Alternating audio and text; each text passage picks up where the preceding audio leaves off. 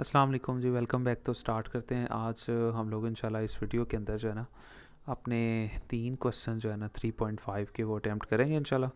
बड़ी important exercise है। बाकी आप लोगों से रिक्वेस्ट है कि चैनल को ज़रूर सब्सक्राइब कीजिएगा। यहाँ पे दो लफ्ज़ आते हैं, एक इन्वर्सली और एक डायरेक्टली। इनके बारे में हम लोगों ने जो है ना 3.2 के अंदर जो है ना हम लोगों ने डिस्कस किया था। दोबारा आप लोगों को यहाँ पे बता देता हूँ। और इसके अलावा यहाँ पे एक लफ्ज़ यूज़ हो रहा है जॉइंटली के नाम से। ठीक है, तीनों के बारे में हम लोग जो है ना अच्छे से डिस्कस कर लेते हैं ताकि आपको उसका कॉन्सेप्ट समझ आ जाए। देखिए, फॉर एग्जांपल अगर मैं लिख देता हूँ ना कि x जो है ना डायरेक्टली प्रोपोर्शनल है y के, तो मैं इस तरह से लिखूँगा, आमने सामने लिखूँगा। अगर मैं कह देता हूँ x जो है ना वो इन्वर्सली प्रोपोर्शनल है y के, तो मैं कुछ इस तरह से लिखूँगा, यानी y को डिवाइड करवा के इस तरह से। और अगर मैं कह देता हूँ कि x जो है ना वो जॉइंटली प्रोपोर्शनल है, ठीक है, वाई और जेड के, तो फिर मैं इस तरह से लिख दूंगा। जॉइंटली का मतलब होता है कि इसमें 2 या 3 लफ्ज़ ऐसे आ जाते हैं, ठीक है, जिनके वो डायरेक्टली प्रोपोर्शनल होते हैं। फॉर एग्जांपल यहाँ वो कह देता है कि एक्स जो है ना वो जॉइंटली प्रोपोर्शनल है वाई और जेड के, तो फिर इसको भी डायरेक्टली लिखना होता है। जॉइंटली का मतलब दोनों को इकट्ठा लिखना है। तो ये कुछ चीज़ें हैं। तो यहाँ पे डायरेक्टली को उर्दू में मैंने आपको बताया था, इसको कहते हैं तगैर रास्त, ठीक है, और इन्वर्सली को यहाँ पे कहते हैं तगैर मकूस। ठीक है, तो ये चीज़ें बड़ी डिटेल में हम लोगों ने डिस्कस कर ली थी, इनके बारे में हम लोगों ने पढ़ लिया था सारा। ठीक है, तो आप जाके 3.2 जो है ना उसका लेक्चर लें, उसमें आपकी सारी बेसिक्स क्लियर हो जाएगी। अगर हम क्वेश्चन नंबर 1 को देखें तो उसने ये कहा है कि एस जो है ना एस वो डायरेक्टली प्रोपोर्शनल है यू स्क्वायर के, यानी एस जो है वो यू स्क्वायर के तो डायरेक्टली प्रोपोर्शनल है, लेकिन इन्वर्सली प्रोपोर्शनल वो वी के है, यानी वी के एस जो है इन्वर्सली प्रोपोर्शनल है और यू स्क्वायर के वो डायरेक्टली प्रोपोर्शनल है। इसके अलावा उसने कहा है कि एस की कीमत दी है, यू की कीमत दी है और वी की कीमत दी है। यहाँ तक पहले क्वेश्चन को हल करेंगे। ठीक है जी। तो यहाँ अब अगर हम देखें तो सबसे पहले उसने यही कहा था कि एस जो है ना वो डायरेक्टली प्रोपोर्शनल है यू स्क्वायर के, तो यू स्क्वायर को ऊपर लिखा है। इसके साथ उसने कहा था कि एस जो है वो इन्वर्सली प्रोपोर्शनल है वी के। अब जो इन्वर्सली होगा उसको नीचे लिखेंगे और जो डायरेक्टली होगा उसको यहाँ सामने लिखेंगे ऊपर ही। ये एक इक्वेशन बन जाएगी यहाँ पे। यानी अगर वो कहता ना कि एक्स जो इन्वर्सली प्रोपोर्शनल है वी के भी और यू स्क्वायर के भी, तो दोनों को नीचे लिखते। उसने यहाँ कहा है कि एक्स जो है ना वो डायरेक्टली प्रोपोर्शनल है यू स्क्वायर के, उसको ऊपर लिखा, और वी के इन्वर्सली तो वी को नीचे लिखा। अब एस लिखा, इस निशान को ख़त्म किया तो बराबर लगाया और साथ में कॉन्स्टेंट लगाते हैं, हमको पता है के। ठीक है, ये 3.2 में सारे कॉन्सेप्ट दिए हैं। इसको ख़त्म करके दोनों आ गए, यू स्क्वायर आ गया, नीचे वी रह गया। इसको हम कहेंगे इक्वेशन नंबर 1।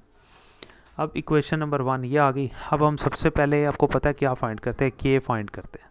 और ये चीज़ें उसने दी हुई है हम लोगों को। उसने साथ में आपको ये कहा हुआ है कि एस की कीमत जो है ना वो 7 है, 4 की कीमत आपको पता है 3 है, ठीक है, और वी की कीमत यहाँ पे यानी यू की कीमत 3 है और वी की कीमत आपको पता है 2 है।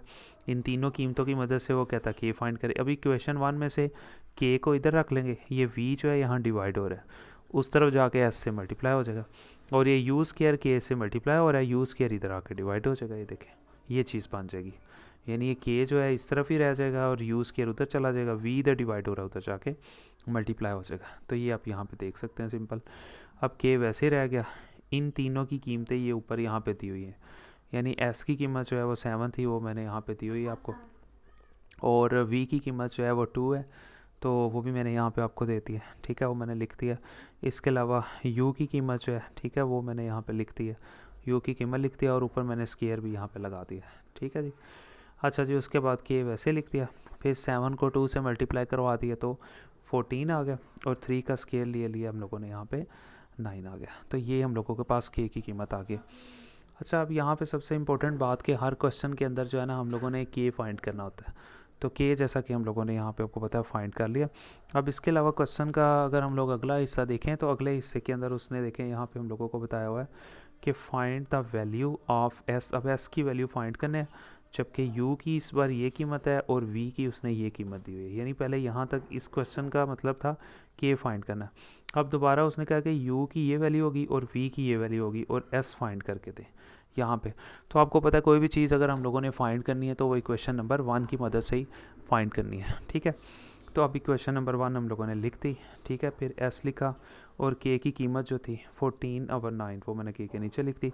इसके अलावा यू की कीमत जो है ना वो उसने 6 दी हुई थी, जो दूसरी कीमत थी, और वी की कीमत उसने 10 दी हुई थी, वो मैंने लिख दी, जो कि मैंने अभी आप लोगों को यहाँ पे दिखाई। उसके बाद अगर हम लोग यहाँ पे देखें जी 14/9 यहाँ पे आ जाएगा, और 6 का स्केयर लिया तो 36 आ गया, और नीचे आप देख सकते हैं यहाँ पे हम लोगों के पास 10 रह गया था। ये दोनों आपस में कटिंग हो जाएंगे। 9 को हम लोगों ने 4 से मल्टीप्लाई किया तो 36 आ गया, ठीक है। तो ऊपर रह गया 14 रह गया और 4 रह गया, और नीचे हम लोगों के पास आपको पता है 10 रह गया।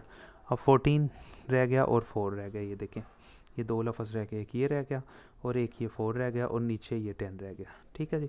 अब 14 को 4 से जो है ना मल्टीप्लाई करवा देंगे, और 10 से हम लोग यहाँ पे सिंपली उसको डिवाइड करवा देंगे। ये आप देख सकते हैं सिंपल।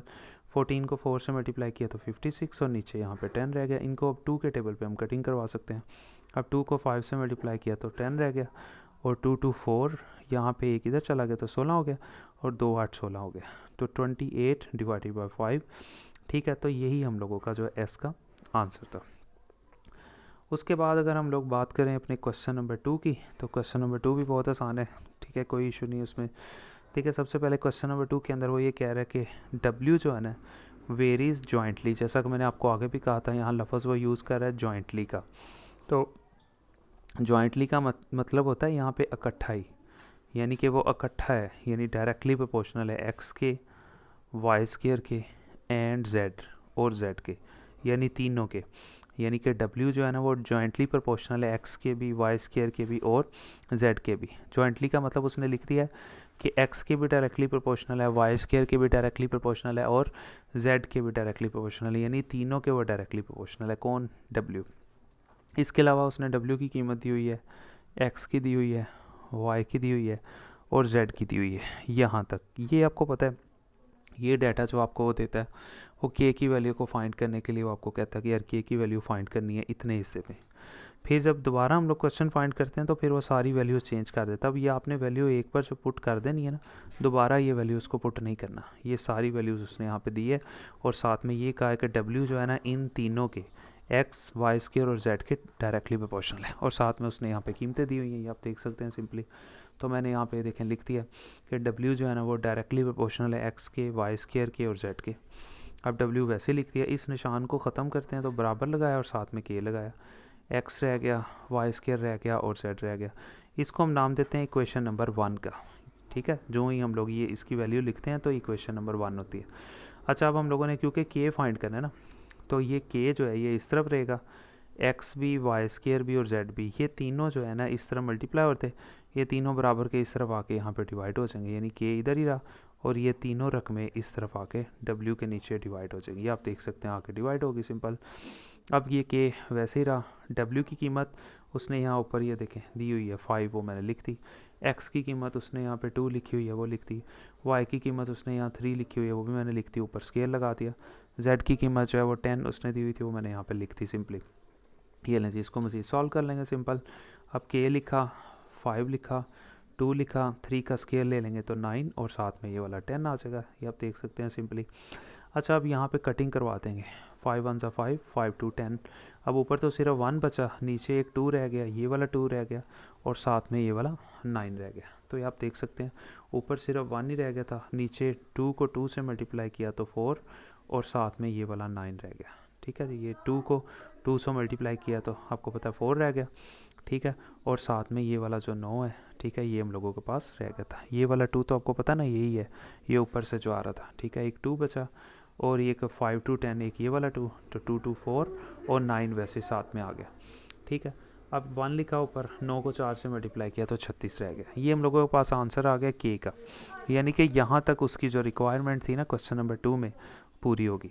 अब वो कह रहा है आप W फाइंड करें क्वेश्चन नंबर 1 को इस्तेमाल करते हुए, जबकि X की, Y की और Z की, इन तीनों की कीमतें इस बार ये होंगी, ठीक है। इसके बारे में हम लोगों ने पहले डिस्कस कर लिया कि यार अब इस बार कीमतें उसने ये वाली रखी हुई हैं, जो कि मैंने आपको यहाँ पे लिख भी दी हैं, ठीक है।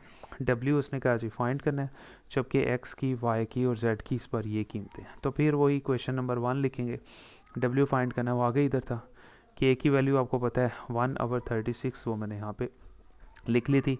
इसके अलावा x जो है, x की कीमत इस बार ये देखें 4 थी, y की कीमत 7 थी, वो लिखी, और ऊपर y पे स्केयर था लगा दिया। z की कीमत 3 थी, वो भी मैंने साथ में लिख दी, ठीक है जी। उसके बाद आप देख सकते हैं ये 4 1 4 और 4 9 36, यानी कटिंग हो गया, नीचे 9 रह गया। ऊपर क्या बचा है 4, तो कटिंग हो गया। 7 का स्क्वायर लिया 49 और साथ में क्या रह गया 3 रह गया और नीचे सिर्फ ये 9 रह गया था। ठीक है, ये 4 9 36।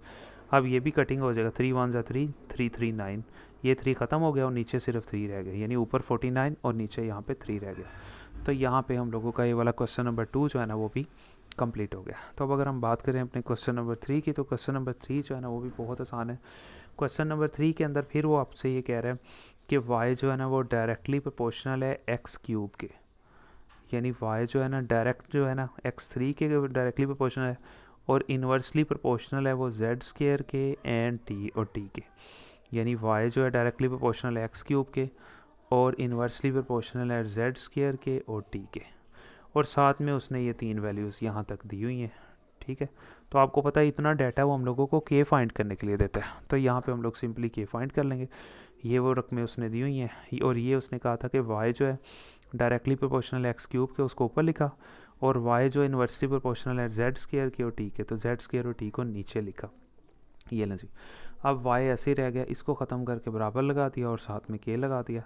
ठीक है, इसको ख़त्म करके दोनों आ गया और एक्स क्यूब वैसे रह गया, जेड स्क्वायर रह गया और साथ में ये वाला टी रह गया।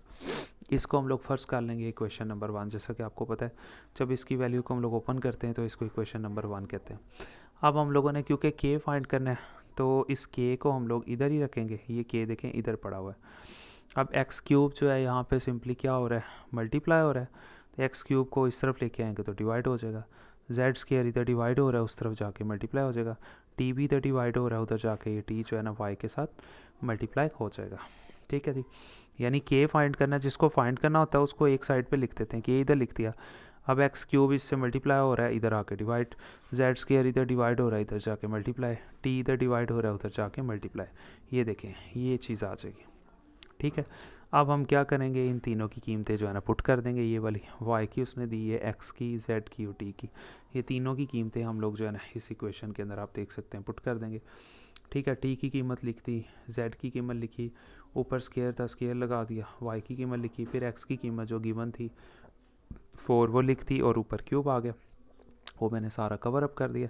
ये 3 वैसे ही आ गया, 2 का स्क्वायर लिया 4 आ गया, 16 वैसे ही रह गया, 4 का क्यूब लिया तो 64 आ गया। 4 के क्यूब का मतलब कि 4 को 3 बार लिख के मल्टीप्लाई करवाना है, यानी 4 मल्टीप्लाई 4 मल्टीप्लाई 4 इस तरह से। ठीक है, तो वो 64 आ गया। अब यहाँ आप देख सकते हैं ये कटिंग हो जाएंगे, 16 को 4 से मल्टीप्लाई करवाएंगे तो 64 आ जाएगा। ठीक है जी, 16 को 4 से यानी मल्टीप्लाई 64। अब हमारे पास 3 बचा, एक ये वाला 4 बचा और नीचे ये वाला 4 रह गया। अब ये 4 और ये 4 कटिंग हो जाए और के का आंसर जो है ना वो हमारे पास 3 रह जाएगा, यानी यहाँ पे हम लोगों का ये वाला इतना हिस्सा जो है ना कंप्लीट हो गया। अब उसने ये कहा है कि y की वैल्यू फाइंड करें, जबकि x की, z की और t की, इन तीनों की ये कीमतें, तो बहुत आसान है। इस बार उसने कीमतें नहीं दी हुई हैं, तो आपको पता है फाइंड हम लोग इक्वेशन नंबर 1 की मदद से ही करते हैं।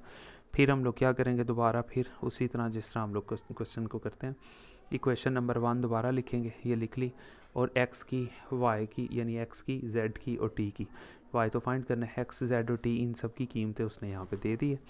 ले जी, y लिखा, k की जो कीमत थी वो 3 थी वो यहाँ पे लिख दी, x की कीमत जो थी वो 2 थी, ठीक है, वो मैंने यहाँ पे लिख दी, और ऊपर क्यूब था क्यूब लगा दिया। फिर z की कीमत 3 थी वो मैंने यहाँ पे लिख दी, ऊपर स्क्वायर था स्क्वायर लगा दिया। t की कीमत 4 थी वो मैंने यहाँ पे 4 लिख दी। ठीक है, उसके बाद 3 वैसे ही रह गया, 2 का क्यूब लिया तो हम लोगों के पास 8 आ गया, 3 का स्क्वायर लिया 9 और 4 यहाँ पे आप देख सकते हैं एज इट इज़ आ जाएगा। उसके बाद आप कटिंग कर सकते हैं, 3 1 3 3 3 9 आ गया, यहाँ पे नीचे 3 रह गया, और यहाँ पे भी कटिंग कर सकते हैं, 4 1 4 4 2 8, यानी ऊपर 2 रह गया और नीचे यहाँ पे 3 रह गया। तो y का हम लोगों के पास जो आंसर रह गया वो आ गया 2/3। तो यहाँ पे हम लोगों की ये वाली वीडियो कंप्लीट हो गई है, तो मिलते हैं इंशाल्लाह नेक्स्ट वीडियो में।